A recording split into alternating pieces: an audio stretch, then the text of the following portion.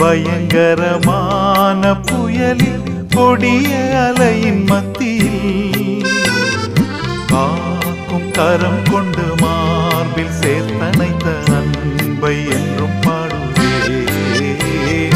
காக்கும் கரம் கொண்டு மார்பில் சேர்த்தணைத்த அன்பை என்றும் பாடுவே.